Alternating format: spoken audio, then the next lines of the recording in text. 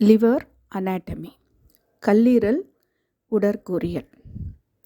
நம்ம உடலோட ஆரோக்கியத்தில், நம்மளோட நலமான வாழ்க்கையில் கல்லீரலோட பங்கு அப்படிங்கிறது ரொம்ப பெருசு. இந்த கல்லீரல் அப்படிங்கிறது நம்ம உடலில் இருக்கக்கூடிய இரண்டாவது மிகப்பெரிய உறுப்பு. தோல் அப்படிங்கிறது தான் உடலோட மிகப்பெரிய உறுப்பு.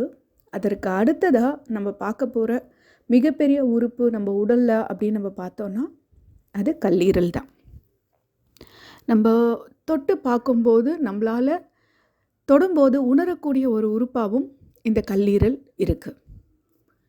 கல்லீரலோட பங்கு அப்படின்னு நம்ம சொல்லும்போது ஒரு தாய்க்கு இணையான வேலையை நம்ம சொல்லலாம். அப்படின்னா என்ன? வீட்டில் ஒரு தாயோ தந்தையோ அவங்க பொறுப்பை அவங்க வெறும் தாயாகவும் தந்தையாகவும் மட்டும் இல்லாமல் நமக்கு தேவையான எல்லா விஷயத்தையும் பார்த்து பார்த்து செய்வாங்க. ஒரு பொருளீட்டி கொண்டு வர்றதாகட்டும், அதை உணவாகவோ நம் தேவைகளாகவோ மாற்றி கொடுக்கறதாகட்டும், வெளியே இருந்து ஏதாவது ஆபத்து வருதுன்னா அதுலேருந்து நம்மளை காப்பாற்றுறதாகட்டும், நமக்கு நன்மை எது தீமை எதுன்னு சொல்லி கொடுத்து கண்டித்து, நம்ம தவறு செய்யும்போது கண்டிக்கிறதும், நம்ம நல்லது செய்யும்போது தட்டி கொடுக்கறதும், பார்த்து வளர்க்குறதுமா, அந்த மாதிரி எல்லா வகையிலையும் எப்படி பெற்றோர்கள் நம்மளை வளர்க்குறாங்களோ அதுக்கு இணையாக நம்மளுடைய கல்லீரலானது நம்மளோட உடலை இயக்கத்தை பாதுகாக்குது. உடல் வளர்ச்சிக்கு உறுதுணையாக இருக்குது. நம்மளோட நலமான வாழ்க்கைக்கு, ஆரோக்கியமான வாழ்க்கைக்கு இந்த கல்லீரலோட பங்குங்கிறது மிக மிக முக்கியமானதாக அமைஞ்சிருக்கு. ஏன் அப்படின்னு பார்த்தோன்னா, கல்லீரல் ஒரு வேளை 2 வேளைன்னு இல்லைங்க. இதை கிட்டத்தட்ட நம்மளோட உடம்போட ரசாயன தொழிற்சாலை அப்படின்னே சொல்லலாம். அதாவது கெமிக்கல் ஃபேக்ட்ரி அப்படின்னு சொல்லுவாங்க. ஏன் அப்படின்னா, நம்ம உடலோட இயக்கத்துக்கு, நல்ல வாழ்க்கைக்கு அப்படின்னா என்ன அர்த்தம்? அந்த புது புது செல்கள் உருவாகிறதுக்கும், நம்மளுடைய உடல் இயங்கிறதுக்கும், நம்மளோட பரிணாம வளர்ச்சி, மெட்டபாலிசம்னு சொல்லக்கூடிய வளர்ச்சிதை மாற்றம், இந்த மாதிரி இதை சிம்பிளான வார்த்தையில் சொல்லலாம் அப்படின்னா, நம்ம உள்வாங்கக்கூடிய உணவு, காற்று, நம்மளுடைய உடல் இயக்கத்தின் மூலம் கிடைக்கக்கூடிய சக்தி, இந்த மாதிரி பல்வேறு வகையான சக்திகளை, உணவை ஜீரணம் பண்ணக்கூடிய முக்கியமான அந்த ஜீரண மண்டலத்தோட ஒரு உறுப்பாகவும் இந்த கல்லீரல் இருக்குது. அதனோடவே முக்கியமாக ஃபேட் மெட்டபாலிசம் சொல்லுவாங்க. அதாவது கொழுப்புகளுக்கான, அந்த கொழுப்பில் இருந்து அதை உடைத்து அது ஜீரணத்துக்கான முக்கியமான விஷயமாக நமக்கு தேவைப்படக்கூடிய பித்த நீர், பித்தம் அப்படின்னு சொல்லக்கூடிய அந்த பைல செக்ரேட் பண்ணக்கூடிய வேலையில் கல்லீரல் மிக முக்கியமான பணியாக அதை செய்யுது. அடுத்ததாக இந்த சக்திகள்லேருந்து, நம்ம உடலில் ஜீரணத்திலேருந்து நம்ம எடுத்துக்கக்கூடிய அந்த சத்துக்கள் நம்ம உடம்புக்கு தேவையானபடியான ஆற்றலாக மாற்றி கொடுக்கக்கூடிய செயல் இருக்குது இல்லைங்களா? ஏன்னா நம்ம உடம்பு எப்படி கட்டமைக்கப்பட்டிருக்குன்னா, நீங்கள் உங்களுக்கு கால்சியம் சத்து உங்களுக்கு தேவை எலும்புகளுக்குன்னு நம்ம படிச்சிருக்கோன்னா, அந்த கால்சியத்தை அப்படியே வெறுமனே கால்சியமாக கொடுத்தா நம்ம உடம்பை எடுத்துக்காதுங்க.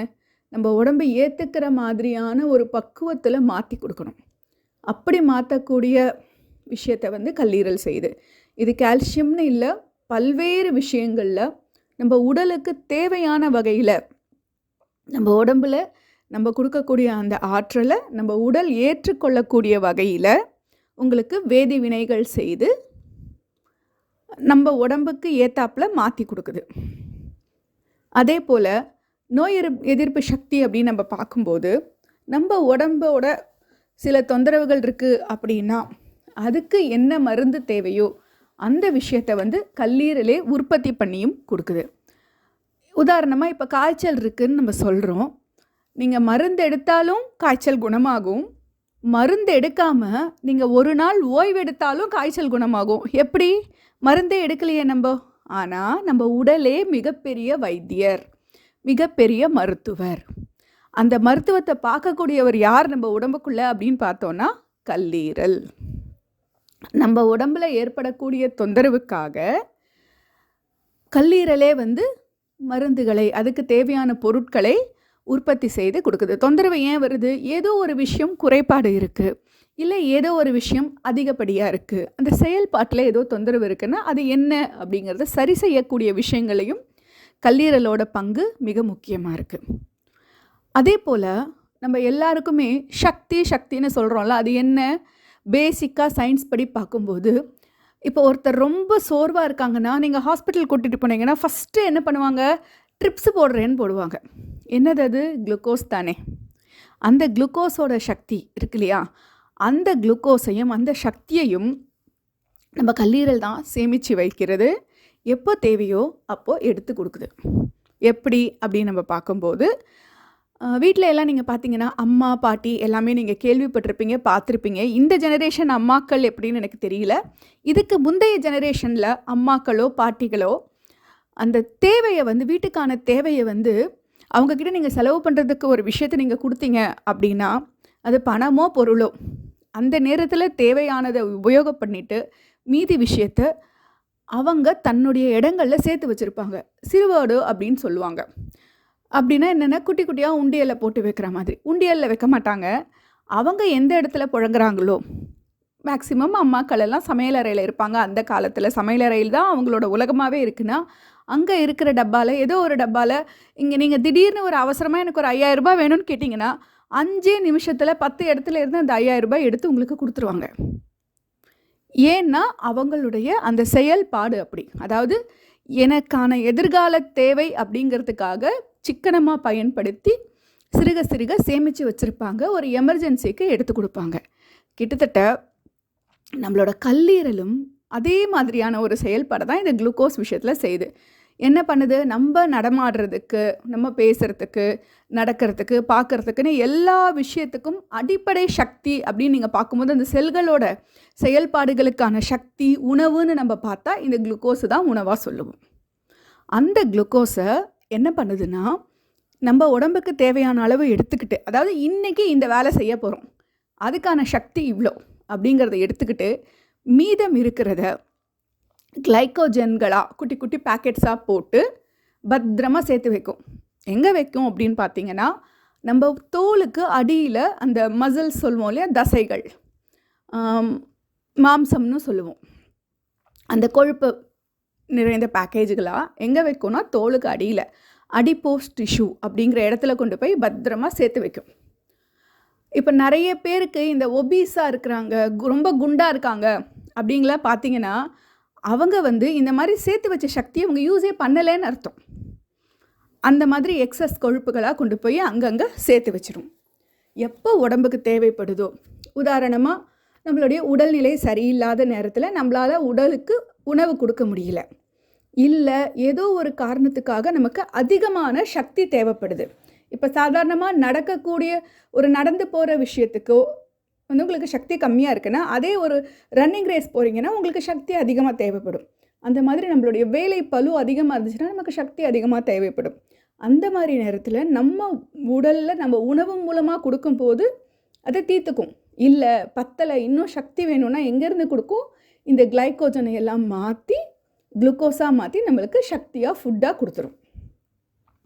நீங்கள் ஃப்ளைட்டில் எல்லாம் போகும்போது இல்லை ட்ரெயினில் போகும்போது பார்த்தீங்கன்னா எல்லாருக்கும் அந்த டைமுக்கு உணவு கொடுப்பாங்க. எப்படி கொடுப்பாங்க? அவங்க ஏற்கனவே உணவுக்கான விஷயங்களை சேகரித்து வச்சுருப்பாங்க. அந்த நேரம் வரும்போது அந்த உணவை எடுத்து கொடுப்பாங்க. அந்த நேரத்தில் போயிட்டு அவங்க கடையில் வாங்கி கொடுக்குறாங்களா, சமைச்சு கொடுக்குறாங்களான்னா இல்லை, ஏற்கனவே தயார் பண்ணதை பத்திரமா வச்சுருக்காங்க, சேமிப்பாக வச்சுருக்காங்க, கொடுக்குறாங்க. அதே மாதிரியான ஒரு விஷயந்தான் கல்லீரலும். நம்ம உடம்புக்கு சக்தி தேவைப்படும் பொழுது சேர்த்து வச்ச கிளைக்கோஜனை குளுக்கோஸாக மாற்றி கொடுக்கும். அடுத்ததாக இரத்த உற்பத்தின்னு நம்ம பார்க்கும்போது அந்த இரத்த மேலாண்மைன்னு நிறைய விஷயம் இருக்குது. இரத்தத்தில் நிறைய, அதாவது இரத்த உறைதலுக்கு, இரத்த அழுத்தத்துக்கு, இரத்த ஓட்டத்துக்குன்னு பல்வேறு சின்ன சின்ன உயிர் வேதியியல் பொருட்கள் வந்து நமக்கு தேவைப்படும்.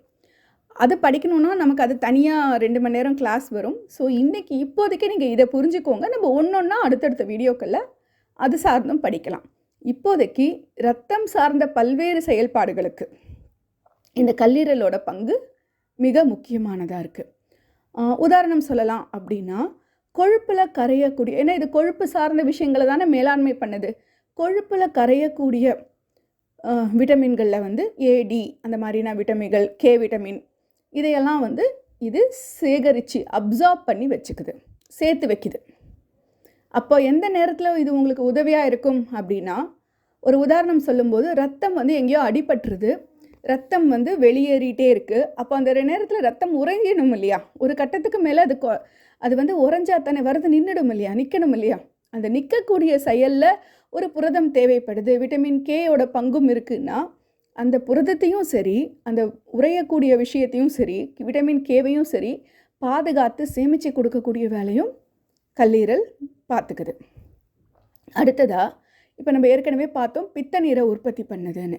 இது எந்தெந்த வகையில் உதவியாக இருக்குது அப்படின்னு நம்ம பார்க்கும்போது, குறிப்பாக நம்மளுடைய ஜீரணத்தின் பொழுது நம்ம சாப்பிட்ற உணவு வந்து இரைப்பையிலிருந்து சிறுகுடலுக்கு வரும் பொழுது அங்கே தான் வந்துட்டு இந்த கொழுப்பானது முழுமையான ஜீரணத்தை அடையும். அதாவது பெரிய பெரிய மூலக்கூறுகளை உடைச்சி சின்ன சின்ன மூலக்கூறுகளாக நம்ம உடல் பயன்படுத்திக்கக்கூடிய விஷயங்களாக மாற்றும் பொழுது, அப்படி மாற்றக்கூடிய இடத்துல இந்த பித்த நீரோட பங்கு மிக முக்கியமானது. இந்த பித்த நீரில் இருக்கக்கூடிய பைல் சால்ட்னு சொல்லுவாங்க, பித்த உப்புக்கள். இதுக்கு வந்து அந்த கொழுப்பை கரைக்கக்கூடிய தன்மை இருக்குது. அவ்வளவு வீரியம் மிகுந்ததாக இந்த பித்த நீரானது இருக்குது. ஸோ இந்த பித்த நீர் உற்பத்தியில் ஏதாவது தொந்தரவு இருந்தது அப்படின்னா உங்களுடைய ஜீரணத்திலும் பாதிப்பு ஏற்படும். அதே போல் ஜீரணம் ஆன பிறகு உங்கள் உடம்புல சத்துக்கள் உறிஞ்சப்படுது இல்லையா, அதுலேயும் வந்து தொந்தரவு ஏற்படும். இதே மாதிரி ரத்தத்தோடது நம்ம பார்க்கும்போது ரத்தத்தை சேமித்து வைக்கக்கூடிய வேலையும் இந்த கல்லீரல் வந்து செய்யுது. எப்படி அப்படின்னு பார்த்தீங்கன்னா, இதுக்கு மற்ற உறுப்புகளை விட இந்த கல்லீரலில் தான் அளவுக்கு அதிகமான இரத்த நாளங்கள் வந்து அமைஞ்சிருக்கு. ஏன் அப்படின்னா, இதனுடைய இன்னொரு முக்கியமான விஷயம் வந்து வடிகட்டுதல், கழிவு நீக்கம், அப்படி 2 விஷயம் இருக்குது. வடிகட்டுதல், ஃபில்ட்ரேஷன், உடம்புக்குள்ளே தேவையில்லாத அந்த டாக்ஸின்ஸ் போகும் இல்லையா, இல்லை நம்மளோட ஜீரணத்துலேருந்து போகக்கூடிய அந்த ரத்தம் வந்து கல்லீரலை கடந்து அதுக்கப்புறமா தான் மறுபடியும் இதயத்தை வந்து அடையுது. அப்படி சிறு குடல்கள்லேருந்து வரப்போகுது, இன்டெஸ்டைன்ஸ்லேருந்து வரும்பொழுது தேவையில்லாத சில பாக்டீரியாக்களும் உள்ளே போகலாம், நச்சுக்களும் போகலாம். அது மட்டும் இல்லாமல் நம்ம உணவில் இருந்து நம்ம உடலால் ஜீரணம் பண்ண முடியாத சில நச்சுக்களும் வந்து உள்ளே போயிடலாம். அந்த மாதிரி நச்சுக்களை எல்லாம் வடிகட்டுற வேலையும் இந்த கல்லீரல் செய்யுது. இது நச்சுக்கள்னு மட்டும் கிடையாது. இப்போ நம்ம ஏதோ ஒரு தொந்தரவுக்காக சில மருந்துகள் எடுத்துக்கிறோம். அந்த மருந்துகள் வந்து அதனுடைய வேலையை முடிச்சிருது. ஆனால் முடிச்சப்புறம் அது எங்கே போகுது, அதனுடைய ரெசிடியூஸ்னு சொல்லுவோம். அதனுடைய அந்த வேலை முடிந்த பிறகு மீதி இருக்கு இல்லையா, ஒரு 100% இருக்குன்னா அதில் 50% உங்கள் உடல் வந்து தன்னுடைய தேவைக்கு எடுத்துக்கிட்டு அந்த தொந்தரவை சரி பண்ண, மீதி 50% இருக்குல்ல, அது வந்து எங்கே போகும், கல்லீரல் மூலமாக உள்ளே போகும்போது நம்ம உடலுக்கு ஒவ்வாத விஷயங்களை வடிகட்டக்கூடிய வேலைகளும், டாக்ஸின் ரிமூவல், நச்சுக்களை நீக்கக்கூடிய வேலையிலையும் இந்த கல்லீரலானது செயல்படுது. அந்த மாதிரி பல்வேறு வேலைகள் செய்கிறதால இருதயத்திலேருந்து வரக்கூடிய நேராக வரக்கூடிய அந்த ரத்தத்தில் சுமார் 20லேருந்து 25% உங்களுக்கு கல்லீரலுக்கு தான் கொடுக்கப்படுது. அதே மாதிரி நம்மளுடைய இந்த கட் சிஸ்டம்னு சொல்லுவோம் இல்லையா, அந்த ஜீரண மண்டலம், அங்கே இருந்து போகக்கூடிய அந்த ரத்தமும் வந்து கல்லீரலை கடந்து தான் உங்களுக்கு வந்து வெளியே போகுது. அப்படி பார்க்கும்போது அந்த இரத்தத்துக்கான வேலை நடந்துக்கிட்டே இருக்கிறதால கல்லீரல் வந்து இரத்தத்தை தன்கிட்ட சேமிச்சும் வச்சிருக்கு. இதன் காரணமாக கல்லீரலில் வந்து எப்போவுமே ரத்தம் வந்து அந்த நரிஷ்மெண்ட்னு சொல்லுவோம் இல்லையா, அந்த பிளட் ஃப்ளோ வந்து எப்போவுமே இருந்துக்கிட்டே இருக்கும். இது என்ன பண்ணும் அப்படின்னு பார்த்தீங்கன்னா, கல்லீரலுக்கு ஒரு ஸ்பெஷல் எஃபெக்டை வந்து கொடுத்துருக்கு. மற்ற எந்த உறுப்புக்கும் இல்லாத ஒரு ஸ்பெஷாலிட்டி வந்து கல்லீரலுக்கு இருக்குது. என்ன அப்படின்னு பார்த்தீங்கன்னா, எப்படி ஆர்கன் டிரான்ஸ்பிளான்டேஷன் ஒன்று பண்ணுவோம் இல்லையா, அதாவது உறுப்பு மாற்று சிகிச்சைன்னு பண்ணுவோம் இல்லையா, ஒருத்தருக்கு வந்து இருதயமோ சிறுநீரகமோ இந்த மாதிரியான உறுப்புகள் வந்து பழுதடைந்தால் அவந்த உடலுக்கு ஏற்ற மாதிரி மற்றொரு ஆரோக்கியமானவரோட உடலில் இருந்து அந்த உறுப்பை வந்து நம்ம ரீப்ளேஸ் பண்ணி வைக்கிறோன்னு பார்த்துருக்கோம் இல்லையா. அதே மாதிரி கல்லீரலும் ஒருத்தருக்கு முழுமையாக பழுதடைந்திருந்தால் நல்ல ஆரோக்கியமான ஒருத்தரோட கல்லீரலில் இருந்து நீங்கள் ஒரு 20% கல்லீரல் ஒரு விஷயத்தை வெட்டி எடுத்து நீங்கள் இவரோட பயனாளியோட உடம்புல வைக்கும் பொழுது அவருக்கும் அது வந்து உடம்புல செட் ஆகின பிறகு அவன் உடம்பை ஏற்றுக்கொண்டால் அந்த கல்லீரல் வந்து முழுமையான ஒரு கல்லீரலாக வளர்ந்தும் விடும். அடுத்ததாக இப்போ ஒருத்தர் உடம்புலேருந்து நம்ம வெட்டி எடுத்துருக்கோம் இல்லையா, இப்போ ஒருத்தருக்கு 100% கல்லீரல்லேருந்து 20% நம்ம வெட்டி எடுத்துட்டோம்னா 3/4 தான் இருக்கும் இல்லையா? ஆனால் அந்த பகுதி முழுமையாக எளிதாகவே வளர்ந்துடும். ஏன் அப்படின்னா அதனுடைய செல்களுக்கு வந்து இரத்த ஓட்டம், சத்துக்கள் வந்து கிடைச்சிக்கிட்டே இருக்கிறதால. கிடைக்குதுன்னா அதனுடைய பணிகள் அவ்வளவு இருக்கிறதால இரத்த ஓட்டம் வந்து அதுக்கு அந்த அளவுக்கு இருந்துக்கிட்டே இருக்கும். இது கல்லீரலோட முக்கியமான பணிகள், ஸ்பெஷாலிட்டி அப்படின்னும் நம்ம வந்து சொல்லலாம். இன்னைக்கு வரைக்குமே கல்லீரல் பண்ணக்கூடிய பணிகள் வந்து முழுமையாக யாருக்குமே தெரியல. ரிசர்ச் நடந்துக்கிட்டே தான் இருக்குது. நம்ம வந்து ஏற்கனவே தெரிஞ்ச சில பணிகளை பற்றி தான் இங்கே நாங்கள் பார்க்க போகிறோம். இதை தாண்டியும் இன்னும் நடந்துக்கிட்டு இருக்கு. எதிர்காலத்தில் இதெல்லாம் கூட கல்லீரல் செய்யுதா அப்படின்னு ஆராய்ச்சி பண்ணும்போது நம்ம தெரிஞ்சுக்கும் போது ஆச்சரியமெல்லாம் பட தேவையில்லை. ஏன்னா அதனுடைய பங்கு, அதனுடைய ஆற்றல் அவ்வளோ பெருசு. கிட்டத்தட்ட நம்ம வந்து ஆதிசக்திக்கே இந்த கல்லீரலை ஒப்பிடலாம். எப்படி? எல்லா விஷயத்தையுமே நமக்கு செய்யக்கூடிய ஒரு சக்தி தானே அது. கல்லீரலும் நம்ம உடம்புல ஒரு ஆதிசக்தியாக இருந்து நம்மளுடைய ஆரோக்கியத்துக்கு, உடல்நிலைக்கு, ஒரு ஹார்மோனின்னு சொல்லுவோம் இல்லையா, உடலோட சமநிலைக்கு இந்த கல்லீரலும் ஒரு வகையில் உதவியாக இருக்குது. எந்த இடத்துல நீங்கள் பார்த்தாலும் சரி இந்த கல்லீரலோட பங்கு மிக முக்கியமானதாக அமைஞ்சிருக்கு. ஏற்கனவே நம்ம பேசினோம், ஒரு அம்மாவோட வேலைகளை செய்யக்கூடிய அளவுக்கு அம்மாவுக்கு இணையாக இந்த கல்லீரல் நம்ம உடலுக்கு வேலை செய்யுது அப்படின்னு நம்ம பார்த்தோம். அது எப்படி? ஒரு அம்மா எப்படி தனக்கான ஓய்வு நேரத்தை கூட எடுத்துக்காமல் எப்போவுமே வீட்டில் இருக்கிற எல்லாருக்கும் என்ன தேவையோ அந்த தேவைங்கிறது உங்களுக்கு அன்பு, பரிவு, பாசம்னு மட்டும் இல்லாமல் பாதுகாப்பும் கண்டிப்பும் கூட இருக்கு இல்லையா? அதே மாதிரி தான் கல்லீரலும் எல்லா வேலையும் நம்ம உடம்புக்கு செய்யுது. அவ்வளவு சீக்கிரம் ஒருத்தரோட கல்லீரல் வந்து சோர்ந்து போய்விடாது, சோர்ந்து படுத்துடாது, செயலிழந்து விடாது. நம்ம தொடர்ந்து அதுக்கு தொந்தரவுகள் கொடுத்துக்கிட்டே இருக்கும் பொழுது எப்படின்னு சொல்லலாம்னா, நம்ம வந்து அதற்கான ஓய்வு நம்ம கொடுக்கல, தூக்கம் கொடுக்கல. நம்ம தூங்கும்போது தான் கல்லீரல் வந்து தன்னை தானே புதுப்பித்து கொள்ளும். ஏன் அப்படின்னா அக்குபஞ்சர் கான்செப்ட் படி நள்ளிரவு 1 மணியிலிருந்து 3 மணி வரைக்கும் தான் கல்லீரலுக்கான நேரமாக நம்ம பார்க்குறோம். அந்த நேரத்தில் தான் கல்லீரல் அந்த தினத்துக்கான எல்லா வேலைகளையும் முடிச்சுட்டு அடுத்த நாளைக்கான சக்தி, என்னென்ன உறுப்புக்கு என்ன சக்தி வேணும், அதாவது நம்ம ஏற்கனவே ஒரு விஷயத்தை பிஸ்னஸ் பண்ணிக்கிட்டு இருக்கோம், அன்றைக்கி ஹோல் டே முடியும் போது நைட்டு கணக்கெல்லாம் பார்த்துட்டு அடுத்த நாளைக்கு இந்தந்த செலவுக்கு இது வேணும், இந்தந்த விஷயத்துக்கு இது வேணும்னு பிளான் பண்ணுவோம் இல்லையா? அந்த மாதிரி பண்ண பிறகு அந்த இடத்த கழுவி சுத்தம் பண்ணி பெருக்கி இல்லை நமக்கு என்ன தேவையோ ப்ரிப்பேர் பண்ணி வைப்போம் இல்லையா? அதே மாதிரி தான் கல்லீரலும் அந்த தனக்கான நேரத்தில் தான் இந்த விஷயங்கள் எல்லாம் முடிச்சுட்டு தன்னை தானே புதுப்பித்து கொள்ளும் வேலையும் செய்யுது. அப்போ நம்ம என்ன பண்ணணும்? அந்த நேரத்தில் நல்லா படுத்து தூங்கணும். நம்ம அதெல்லாம் பண்ணாமல் மொபைல் பார்த்துக்கிட்டு இல்லை அந்த நேரத்துக்கு போயிட்டு நல்லா ஒரு விருந்து சாப்பாடு இல்லை நல்ல கெமிக்கல்ஸ் கலந்த மசாலா கலந்த சாப்பாடு சாப்பிட்டோன்னா அது கல்லீரலை பாதிக்கத்தான் செய்யும். இது மட்டும் இல்லை, நம்ம குடிக்கக்கூடிய ஆல்கஹால், இல்லை எனக்கு சும்மா கை வலிக்குது, தலை வலிக்குது, எனக்கு ஏதோ மாதிரி இருக்குது, நான் ஏதோ ஒரு மாத்திரையை வந்து மெடிக்கல் ஷாப்பில் வாங்கி போட்டுக்கிறேன், இந்த மாதிரியான தொந்தரவுகள், நம்ம எடுத்துக்கக்கூடிய ட்ரக்ஸு, மருந்துகள், தேவையில்லாத நச்சு பொருட்கள், இந்த மாதிரி பல்வேறு வகையான விஷயங்கள் வந்து கல்லீரலை பாதிக்கக்கூடியதாக அமைஞ்சிருக்கு. நம்ம நல்ல தூக்கத்தை கொடுக்கணும், நல்ல ஓய்வை கொடுக்கணும், நல்ல வாழ்வியல் முறையை கொடுக்கணும், நல்ல உணவை கொடுக்கணும். இதெல்லாம் கொடுக்கும்போது தான் நம்மளால் நம்ம கல்லீரலை காப்பாற்ற முடியும். இவ்வளோ பேசுகிறமே, இந்த கல்லீரல் எங்கே அமைஞ்சிருக்கு அப்படின்னு பார்க்கும்போது ஒரு மனிதருடைய வயிற்று பகுதியில், அப்டமன் ஏரியான்னு சொல்லுவோம், அப்பர் ஹைட்ரோகாண்ட்ரிக் ஏரியா அண்ட் கேஸ்ட்ரோ ஏரியான்னு சொல்லுவோம். அதாவது உங்களுக்கு வலது பக்கத்தில் மேல் வயிறுன்னு சொல்லக்கூடிய அந்த இடத்துல ஆரம்பித்து ஒரு முக்கோண வடிவில், ஒரு ஆப்பு மாதிரியான வடிவம்னு சொல்லலாம், ஒரு பிரமிடு மாதிரியான வடிவம்னு சொல்லலாம். அந்த வடிவத்தில் நம்மளுடைய வயிற்றின் வலது புறத்தில் ஆரம்பித்து அதை அப்படியே நீண்டு அதனுடைய ஒரு முனை வந்து நம்மளுடைய இடது பக்க வயிறு வரைக்குமே கிட்டத்தட்ட போகுது. டயஃப்ராமை ஒட்டிய வழியே போகுது. அது எங்கே போய் அந்த முனை எது வரைக்கும் நிற்குது அப்படின்னா உங்களுக்கு நம்மளுடைய இரைப்பையை ஒட்டின மாதிரி நிற்கிது.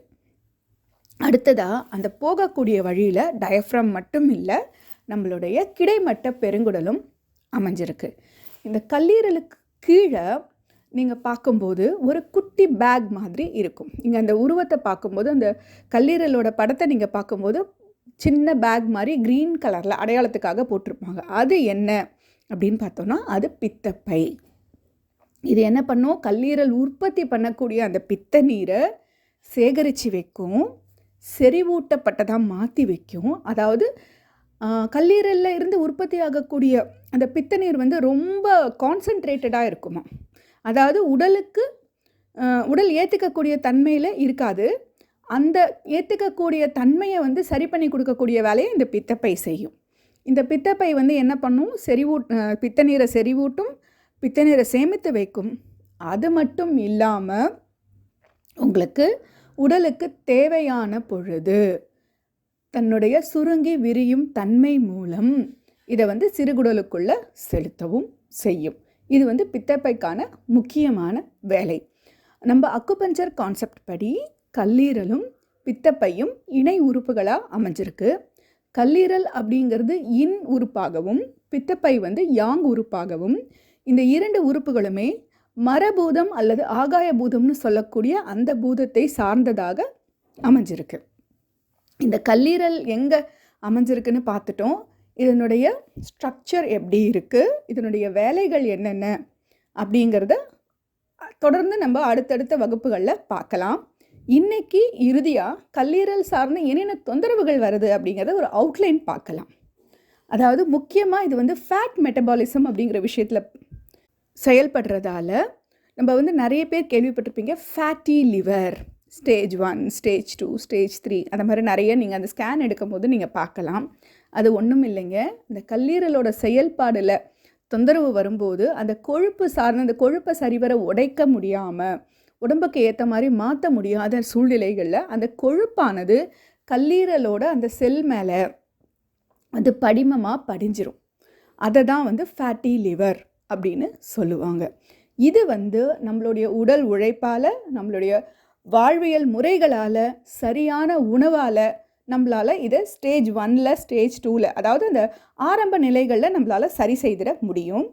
அடுத்தடுத்த நிலைகள் போகும் பொழுது அந்த ஒரு கொழுப்பு படலமுமே கொஞ்சம் கொஞ்சமாக அந்த கல்லீரலோட ஒரு செல்லையும் ஆக்குப்பை பண்ணும் பொழுது ஒரு கட்டத்துக்கு மேலே அந்த நம்மளுடைய உணவு பழக்கத்துலேயும் தவறு இருந்து, இல்லை இந்த குடிக்கிற பழக்கம் இருக்கலாம், இல்லை உடல் இயக்கம் கொடுக்கக்கூடாத சோம்பலாக ஒரு வாழ்க்கை, இல்லைன்னா நம்மளுடைய வாழ்க்கை சூழ்நிலையிலேயே வந்து சில பேருக்கு வந்து அமர்ந்தபடியே வேலை செய்கிற மாதிரி இருக்கும். உடலுக்கு கை காலுக்கு தேவையான அசைவை நம்ம கொடுக்கல, அந்த கொழுப்பை கரைக்கலை.